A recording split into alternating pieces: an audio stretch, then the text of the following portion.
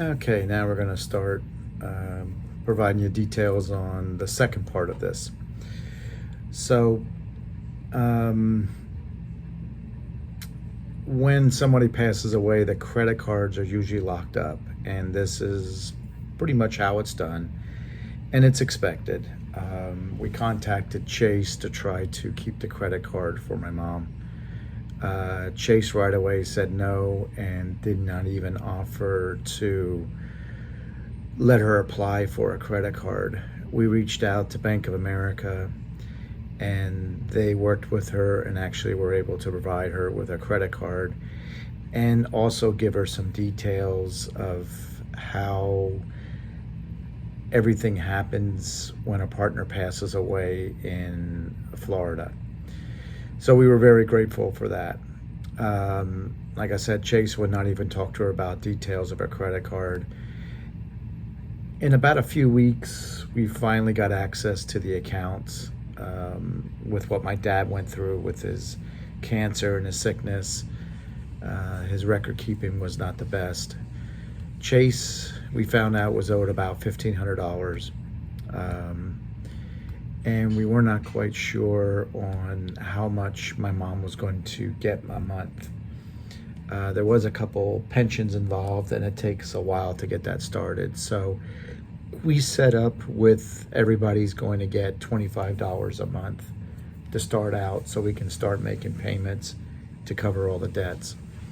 The phone calls started coming in pretty much right away, and I didn't take notice of it, but the calls, a lot of different calls from different companies were coming in. What happened was I was actually at the house and a call came in. My mom answered it and I could hear her say no, and then she hung up the phone and then I heard her crying. Very emotional times, and the littlest things can get somebody crying when there's a death in the family. What we did was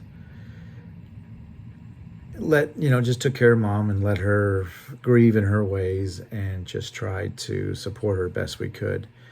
A lot more calls kept coming in, almost weekly, and same thing was happening. She'd answer the phone and say no, and then she'd start crying again.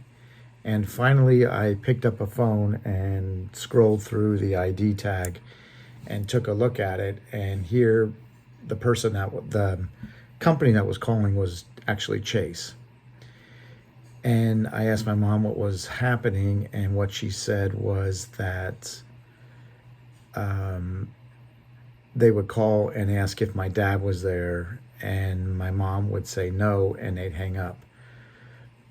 I just says, well, okay, we'll keep an eye on that.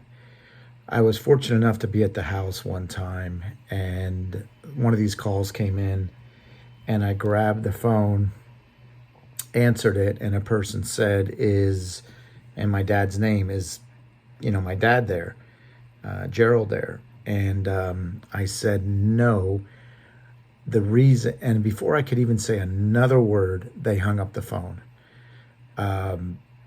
It really infuriated me, and now I know what my mom was going through. We decided just to let the phone ring when these calls were coming in because we did not know. And Chase would not even leave a message. We dealt with other banks for this because the way my dad had things set up, and everybody was willing to work with us. Nobody hung up on us. But Chase Bank would call, not give us any details, would not even ask if the person they're asking for is around. They would just say he's there, and if you'd say no, they'd hang up right away. Very, very frustrating.